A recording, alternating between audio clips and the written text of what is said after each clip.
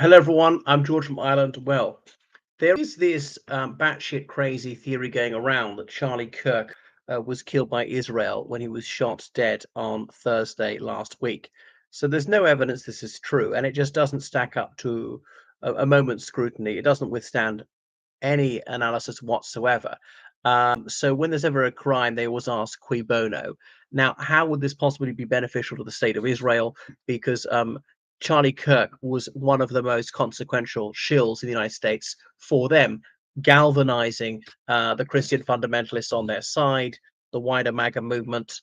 He was a major figure in the Republican Party, one of the biggest figures in the Republican Party never to have held elected office or even sought it. For someone under 35, he was really massive and had a reach well beyond the United States. So this wouldn't make sense for them at all.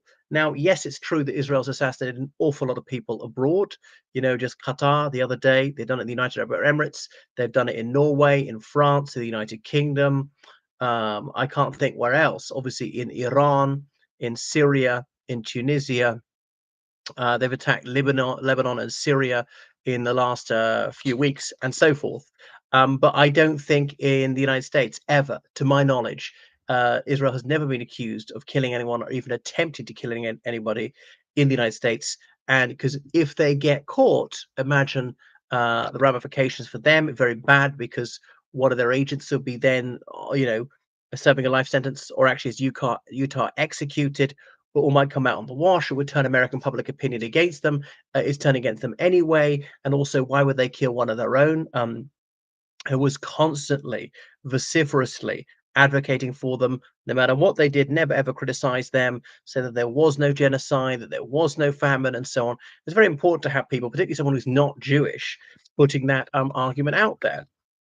So it does seem to be this daft anti-Semitic conspiracy theory, blame the Jews and so on. Now, a suspect has been charged with this crime, and it's sub judice, and I don't want to jump at the gun on this one. Well, pun not intended. Yeah, presumption of innocence is applicable even to this person. But the theory that goes is nothing to do with him being a Zionist agent to kill Charlie Kirk.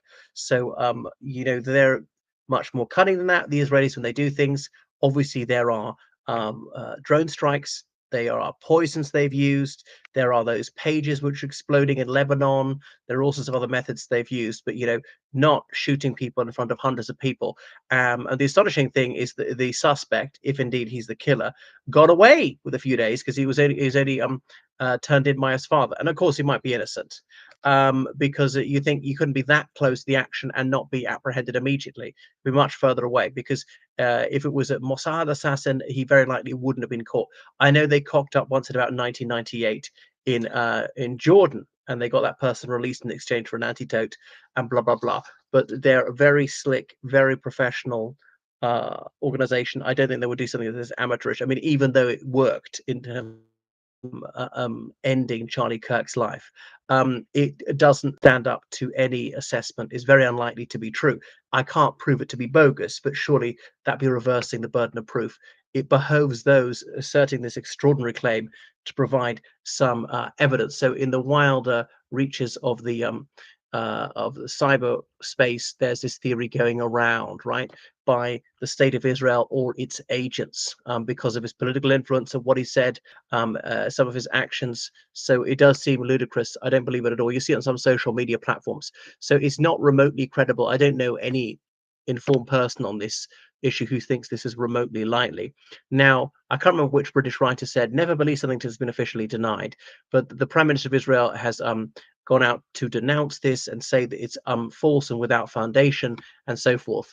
I think for once, Benjamin Netanyahu is speaking the truth. This is about the only crime he's innocent of. I would accuse him of virtually everything, but not this one, because when they do kill people abroad, they usually don't deny it. When that was a Hamas operative they killed in the United Arab Emirates in his hotel in about 2010.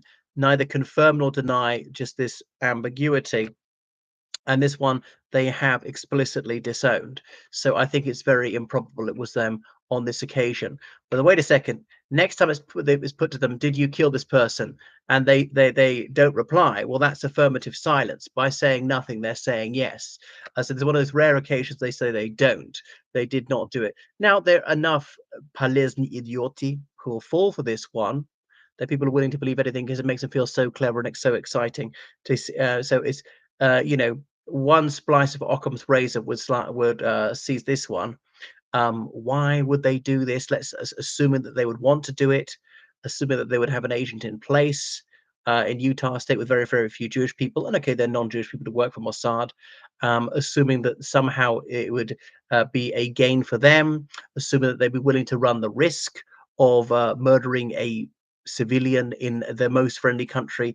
The cruciality of the relationship with the United States can scarcely be overestimated, because as most of the rest of the world is hostile to their actions, it's really critical to them that they keep the United States on side, which gives them $7 billion a year, which when it doesn't give weapons for free, it sells weapons they won't sell to other people, which shares intelligence with them, which wields its United Nations Security Council veto in their favor, and so forth, which does some trade with them.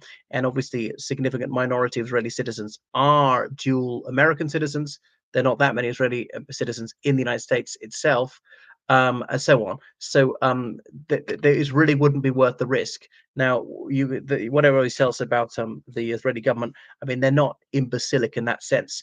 Evil, yes, they definitely are, but they're not daft. So they wouldn't do this one. So I can't think of any reason to believe that it's remotely likely Charlie Kirk would be killed by a Zionist agent. Just he did put out some ludicrous anti-Semitic tropes himself about George Soros or whatever, saying that they're anti-white, despite the fact that Jewish people in the United States are almost all white. I know white supremacists regard Jews as not being white, even when they definitely are. Is this bizarre game that both leftists and right wingers play of pretending that words don't mean what they actually mean? Wow, it's very. I remember when Don pointed this out to me about the year 2000, but it's astonishing just how far it has spread. Yes. Yeah, so there is no extant evidence that's suggestive of Charlie Kirk being assassinated by a Zionist. There are many, many other more plausible theories. Was it someone who disliked his white supremacist views, who disliked his anti-feminist views, who disliked his Christian fundamentalism, who disliked his criticism of transsexuals, who disliked his Zionist advocacy? I can't think what else it could be. It clearly wasn't a robbery. I don't think the person was going to steal his wallet. You could say, was it something to do with a love affair? But I think that unlikely. People accuse Charlie Kirk of many things, but not infidelity. So there are many other possible motives to do so. It could be insanity. Psychiatric cases, they sometimes develop a dangerous fixation with a public figure. This could be an example of that. But all right, and I know which theory I'm going with. Perhaps I shan't divulge. Right, thank you very much for watching my channel. Make sure you subscribe on Patreon, donate PayPal, georgecallahan7@gmail.com. And yeah, make sure you don't fall for ludicrous theories out there. There's a lot of nonsense on the internet. Goodbye.